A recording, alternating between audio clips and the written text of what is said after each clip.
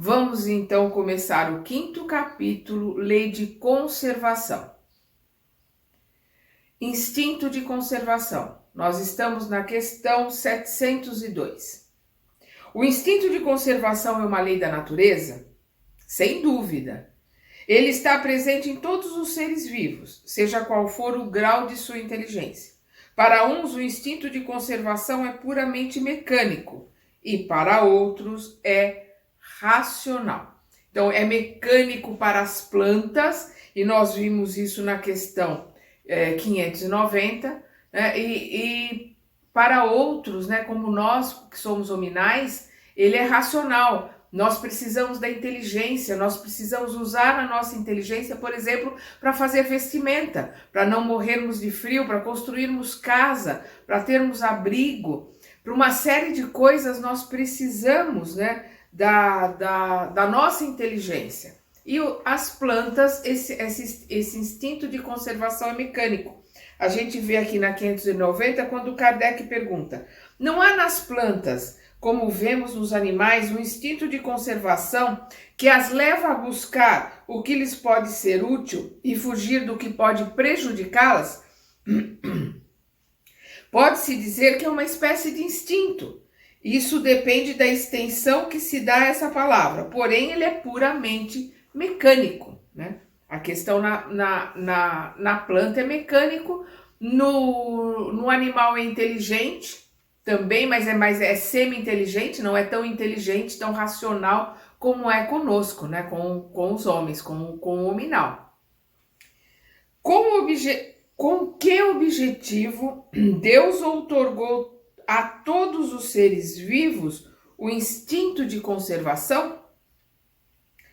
Todos devem colaborar com os desígnios da providência, por isso Deus lhes deu a necessidade de viver. Então, os desígnios da providência, os desígnios de Deus, né? A necessidade que nós temos da reencarnação para poder aprender, para poder se melhorar, para poder crescer, né? Então, nós vamos ver aqui na questão 116, quando Kardec pergunta: há espíritos que permanecerão perpetuamente nos níveis inferiores? Não, os espíritos respondem. Todos irão tornar-se perfeitos. Eles mudam, mas isso demora, pois, como já dissemos, um pai justo e misericordioso não pode banir eternamente seus filhos. Pretenderias que Deus, tão grande, bom e justo, fosse pior que vós? Está falando aqui da questão da evolução. E aqui também todos devem colaborar com os desígnios da providência, com os desígnios de Deus, que são de evolução. Nós somos perfectíveis. E a norma, a determinação de Deus para todos nós é que sejamos seres angélicos. Leve o tempo que levar, né? Nós seremos perfeitos. Então, o que ele coloca aqui? Deus, por isso, todos devem colaborar com os desígnios da providência, por isso Deus lhes deu a necessidade de viver. Além disso, a vida é necessária ao aperfeiçoamento dos seres, e eles sentem instintivamente sem se dar contas. Eles o sentem, né? Instintivamente sem se dar conta, né? O animal não tem consciência de si, né? O animal tem um instinto de conservação, mas ele não se dá conta dele, ele não tem consciência de si mesmo, né? O pensamento do animal é fragmentado. Então, se ele se olha no espelho, ele não sabe que é ele acha que é outro animal que está ali. Nós não, nós já temos consciência e pelo nosso livre-arbítrio nós temos vaidade, prepotência, egoísmo, e nós vamos mudando o entorno e vamos passando do limite do necessário, né? Para viver, do necessário para a conservação. Vamos lembrar Jesus: olhar os lírios do campo, eles não tecem nem fio, e nem Salomão se vestiu como eles. Mas nós, com o nosso livre-arbítrio, nós vamos destruindo o nosso entorno e o nosso meio ambiente. Vamos modificando e prejudicando os animais, prejudicando as plantas, prejudicando o planeta como um todo, né? Porque nós somos responsáveis pela conservação, não só nossa. O instinto de conservação nós temos, mas nós somos responsáveis pela conservação do planeta, pela conservação dos minerais, dos vegetais e dos animais. E auxiliar para a conservação de todos nós hominais. São responsabilidades que Deus nos dá, porque somos co-criadores menores, somos deuses, co-criadores menores. Temos muita responsabilidade com tudo que está ao nosso entorno. Nós vamos agora para os meios de conservação. Ao dar ao homem a necessidade de viver, Deus sempre lhe facultou os meios para isso? Sim. E se ele não os encontra, é porque não os compreende. Quer dizer, se o homem não encontra os meios de viver, é porque ele não compreende. Ele não está no lugar que se propôs a estar. Nós vamos ver numa passagem, quando diz que o caminho que não dá, uma passagem do Evangelho, o caminho que não dá ao viandante os provimentos para que ele possa subsistir, para que ele possa percorrer esse caminho, não é o caminho dele. E às vezes a gente insiste numa série de coisas e não dá certo, A gente precisa parar e perguntar para que toda essa situação, para que eu estou passando por isso? Será que eu não estou batendo, né, em ponta de faca, insistindo naquilo que não é o caminho que eu me propus a realizar? Porque no caminho que eu me propus a realizar, naquilo que eu me propus a fazer, eu vou encontrar os provimentos para que eu possa realizar o meu caminho. Então, ele coloca aqui, Deus sempre lhe facultou os meios para isso? Sim. E se ele, né, o homem, não os encontra, é porque não os compreende. Deus não pode ter dado ao homem a necessidade de viver sem lhe dar os meios para consegui-lo. É por essa razão que ele faz a terra produzir o necessário a todos os seus habitantes, pois somente o necessário é útil, o supérfluo nunca o é. O planeta Terra dá o necessário para todos, mineral, vegetal, animal e hominal. O problema da Terra está sucumbindo em todos os setores é porque nós não estamos realizando a nossa obrigação de conservarmos a natureza, conservarmos o planeta, conservarmos a água, conservarmos as plantas, os animais, para que o planeta se mantenha, digamos assim, da melhor forma possível, para que também nós possamos nos conservar, mantermos a nossa sobrevivência da melhor forma possível. Do jeito que nós estamos, os cientistas já colocaram que a partir de 1930 a Terra vai se tornar um planeta hostil para nós. Está aqui, está na porta, né? Nós já estamos aqui para começar 2022. Então, daqui 8 anos, nós vamos sentir as forças da natureza reagindo a toda a negligência, a toda a irresponsabilidade que nós tivemos até agora com o planeta. E se fomos nós que sujamos e bagunçamos, somos nós que vamos passar pelos problemas até que a gente conserte tudo aquilo que nós fizemos. Por que a terra nem sempre produz o bastante para fornecer o necessário ao homem? É porque o homem a negligencia, esse ingrato. Nós negligenciamos as nossas responsabilidades e a nossa obrigação para com o planeta todo. Ela, né, a Terra, é, no entanto, uma excelente mãe. Uma excelente mãe. A Terra é um planeta vivo, é um ser vivo. Gaia, né, é um ser vivo que está no seu processo de evolução. Tem começo, meio e fim. Nós estamos aqui para aprender e nós somos imortais. A Terra vai se destruir e nós vamos continuar. E somos responsáveis pelo que nós estamos fazendo neste ser vivo que é o planeta. Somos responsáveis pelo que nós estamos fazendo ao mineral, que é um ser vivo também. Tem um princípio inteligente ali, adormecido, mas tem. Como diz, né? O Leon Denis é que coloca uma estrutura mais aberta e o Emmanuel fecha isso, quando ele coloca que nós dormimos na pedra, né? Sentimos no vegetal. Nós começamos a ter a sensibilidade. Nós aprendemos, nós caminhamos no animal e nós acordamos, despertamos como individualidade e deuses co-criadores no hominal. Então, aqui ele coloca aqui: ela, a terra, é, no entanto, uma excelente mãe. Muitas vezes também o homem, né, ele acusa a natureza do que é resultado de sua própria imperícia ou imprudência. Tudo que está acontecendo com a natureza é nossa imprudência, é nossa irresponsabilidade. A terra sempre produziria o necessário se o homem soubesse contentar-se com ele. Se nós aprendêssemos a viver com o necessário, se nós aprendêssemos a cuidar da terra como deve ser, não faltaria nada para ninguém. A terra tem condições de produzir o necessário para todos.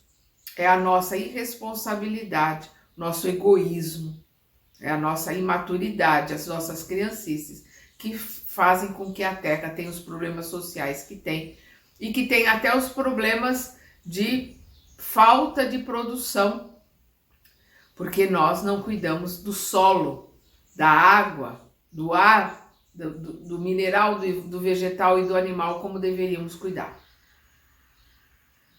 A terra sempre produziria o necessário se o homem soubesse contentar-se com ele, né, com o necessário.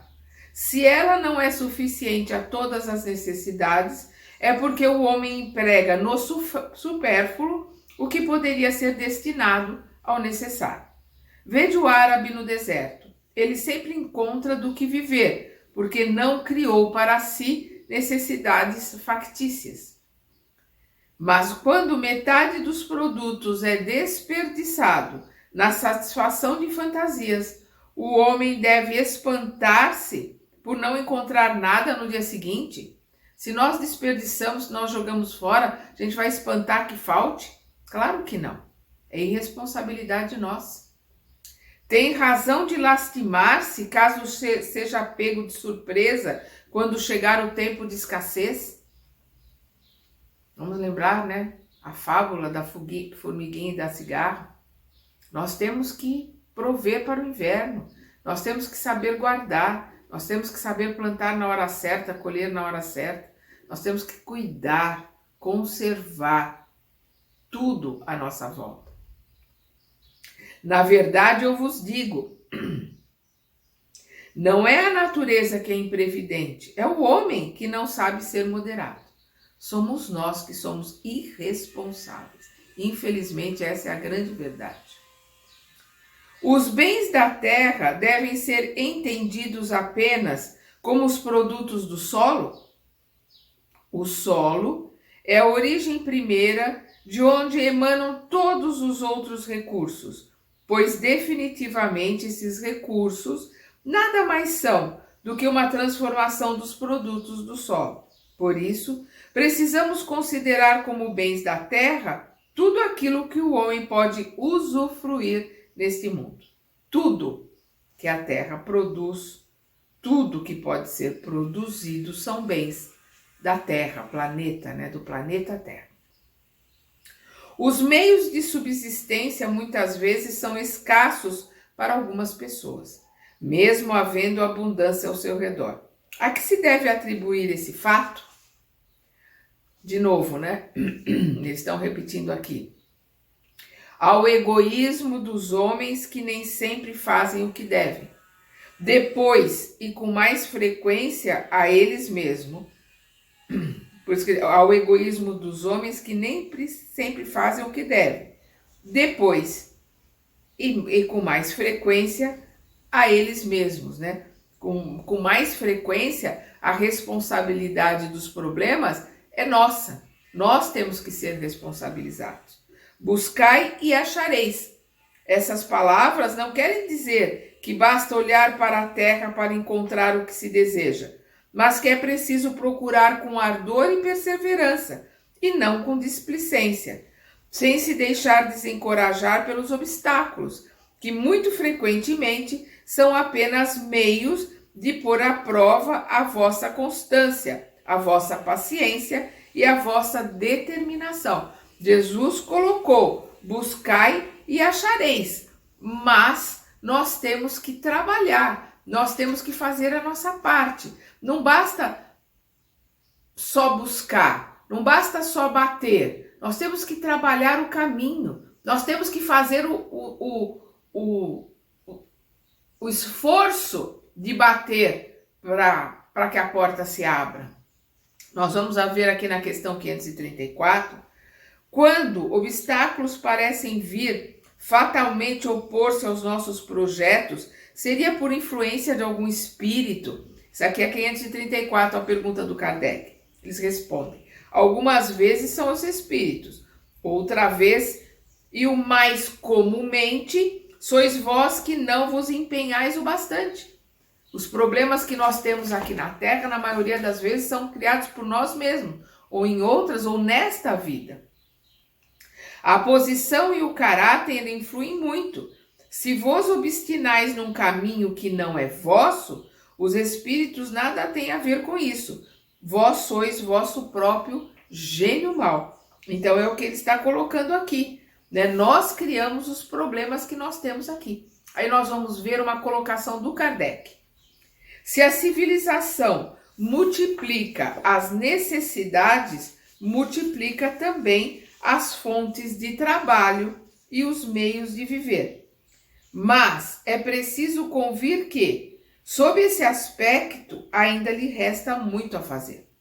Quando ela tiver realizado sua obra, né, a civilização, né, nós, né, hominais, quando ela, a civilização, tiver realizado a sua obra, ninguém poderá dizer que lhe falta o necessário, a não ser que seja por sua própria culpa.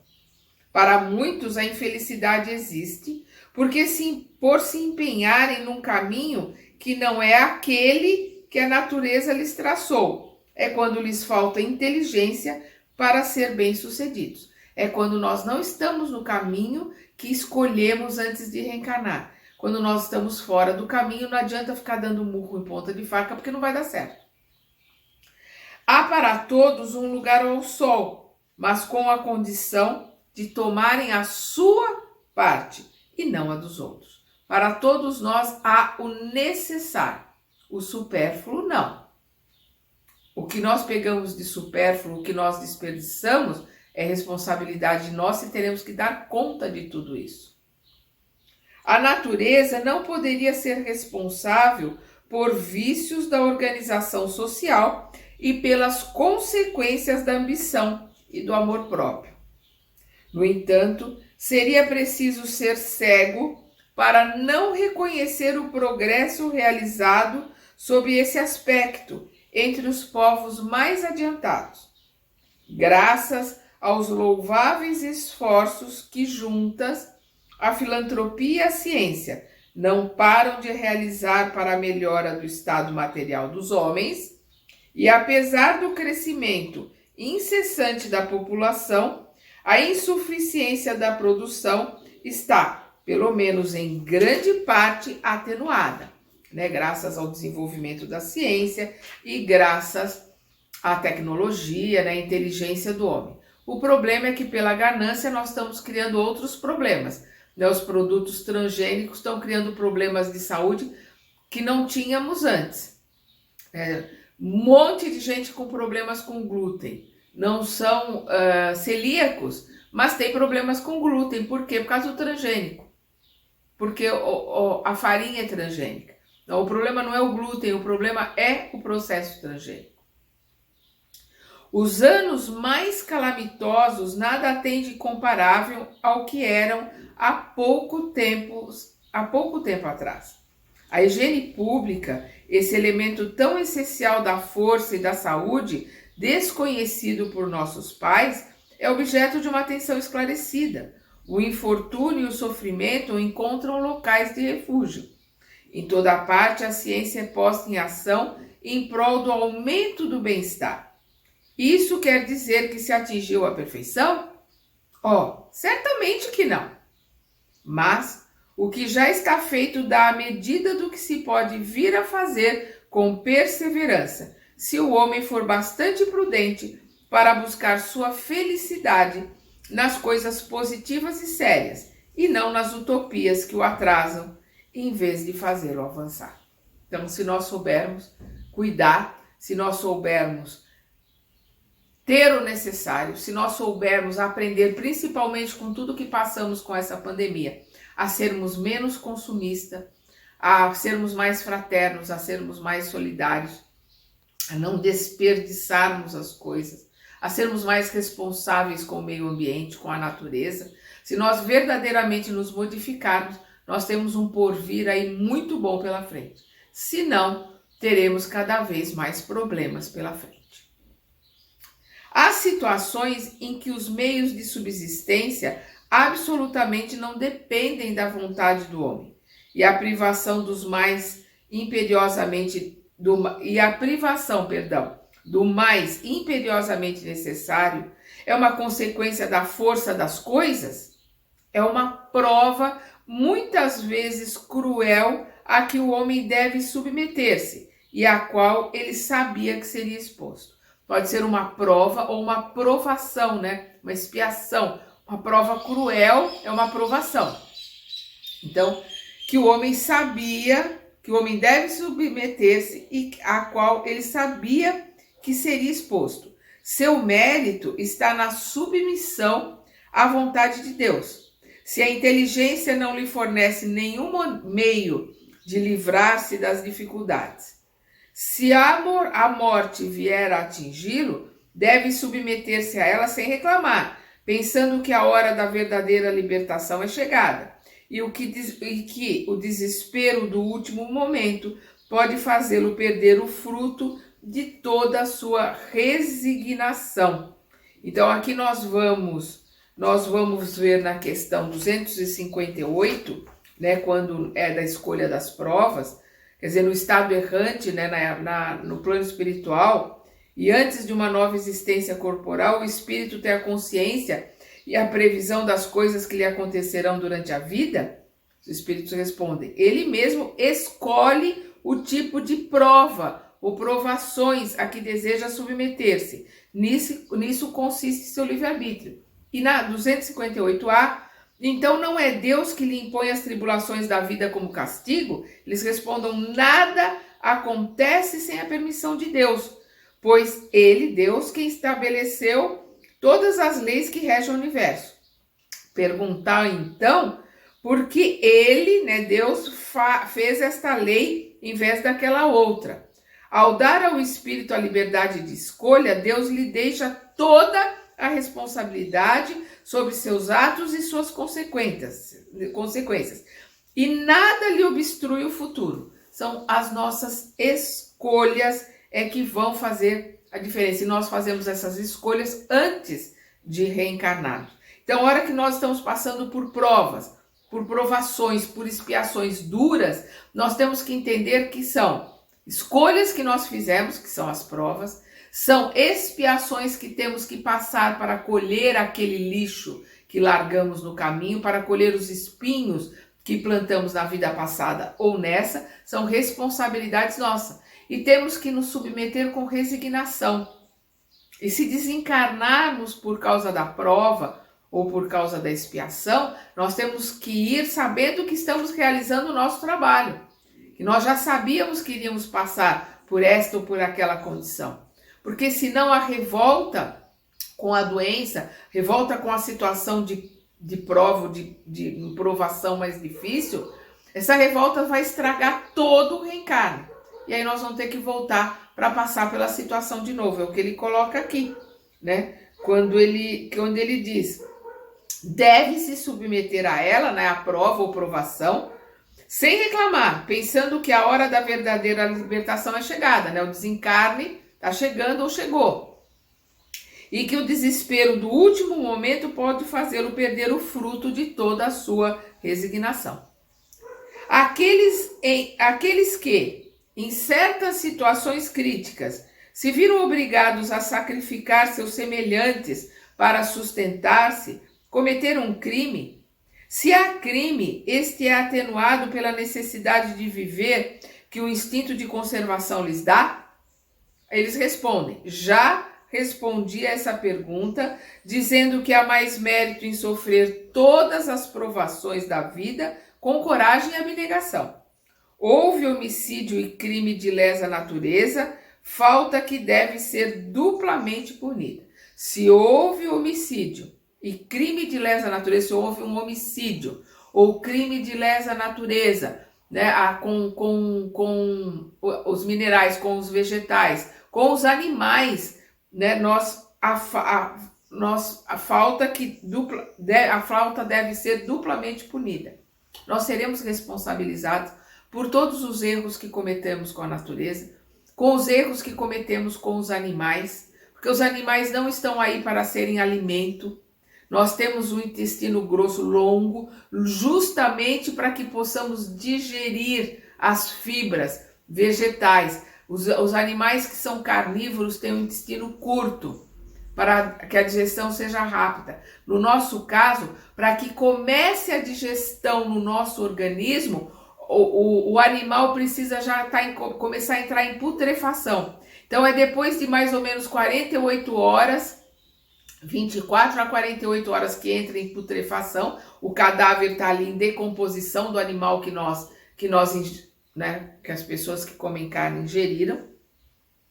E aí é que vai começar a assimilar o que tiver de nutrientes, mas principalmente muitas toxinas. Nós não temos o organismo feito para alimentação animal. Os animais são nossos irmãos. São estágios pelo qual nós já passamos, estágios primitivos, pelos quais nós já passamos para crescimento e aprendizado. Nós temos que buscar auxiliar os animais para o seu crescimento e o seu aprendizado, e não exterminá-los, e não comê-los. Então é o que eles estão colocando aqui. A próxima pergunta: nos mundos cuja organização é mais depurada, os seres vivos têm necessidade de alimentação? Sim, eles respondem. Em planetas mais elevados, um pouco mais elevados do que a Terra, sim, tem necessidade de alimentação. Mas os alimentos são de acordo com sua natureza. Esses alimentos não seriam tão substanciais aos vossos estômagos grosseiros, da mesma forma que eles não poderiam dirigir os vossos alimentos. Em outros planetas onde a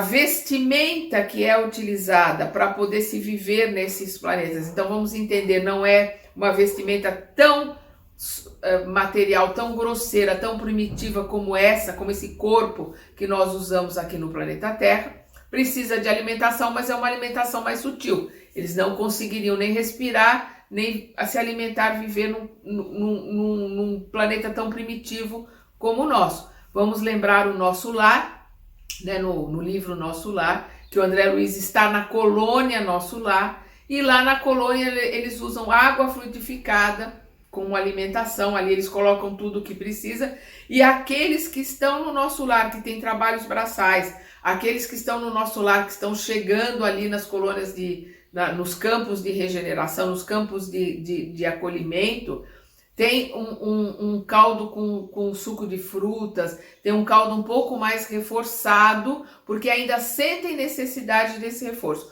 Conforme vão se limpando, vão se depurando, vão se melhorando, cada vez menos tem necessidade de uma alimentação mais frugal, uma alimentação, né, com mais ingredientes, né? Ali no caso, água fluidificada, nós vamos ver que os planos mais elevados, nós vamos ver lá o Lísias e a Dona Laura comentando com o André Luiz, que na região do Ministério da União, né, da União Divina, as regiões ali que estão os espíritos mais elevados que comandam e coordenam o nosso lar, eles vivem só de prana, só dos elementos que a gente pega no ar, né? A inspiração, as energias, o prana é a palavra que os orientais usam para as energias, né, para o alimento que vem com o oxigênio, que vem com o ar. Então, conforme o espírito se eleva, se depura, ele se alimenta do ar, né, de prana, como dizem os nossos irmãos orientais. Então, quanto mais grosseiro o veículo, que se utiliza, mais grosseira é a alimentação. Então nós vamos ver isso nos animais, vamos ver isso nos animais carnívoros, principalmente os animais selvagens, que tem um processo de digestão diferente do nosso. Nós estamos aqui na Terra para nos alimentarmos de vegetal, para nos alimentarmos de frutas, para nos alimentarmos do oxigênio, da água, né, das energias que vêm através da inspiração, onde nós recebemos toda a energia, né, no oxigênio, que os orientais chamam de prana, que alimentam o nosso corpo físico, o nosso corpo perispiritual, das energias do estudo, do aprendizado, das energias que nós trocamos com a natureza, com os semelhantes, que alimentam a nossa alma também, que é o nosso conhecimento, que é a nossa evolução. Tudo isso faz com que a gente se alimente. Quando a gente fala o pão nosso de cada dia nos dai hoje, na nossa oração, no nosso Pai Nosso, nós estamos falando do verdadeiro alimento, né? Do alimento do conhecimento. Nós estamos falando do alimento verdadeiro, que é o alimento do perispírito, do alimento da alma, e não do alimento físico, como nós vemos aqui, como Jesus colocou. A terra tem o suficiente para alimentar a todos. Só falta para alguns, porque nós somos egoístas, porque nós somos vaidosos, prepotentes, e nós preferimos ter uma parafernália à nossa volta que desperdiça um monte de coisa, a pensar naquele irmão que está faltando, porque se sobra para jogar fora para um, está faltando para outro. Nós temos que mudar, não só para que possamos manter o nosso instinto de conservação como ele deve ser, mas para que a gente também tenha a responsabilidade, a gente tenha a consciência de que nós somos responsáveis pela conservação do planeta. Deus nos entregou essa responsabilidade de conservarmos o planeta, conservarmos os reinos minerais, os reinos vegetais, os reinos animais e o nosso reino, o reino nominal. São responsabilidades nossas e nós vamos responder por isso. No nosso próximo estudo, nós vamos ver usufruto dos bens terrenos, que vai ser a questão 711 no nosso próximo estudo. Até lá!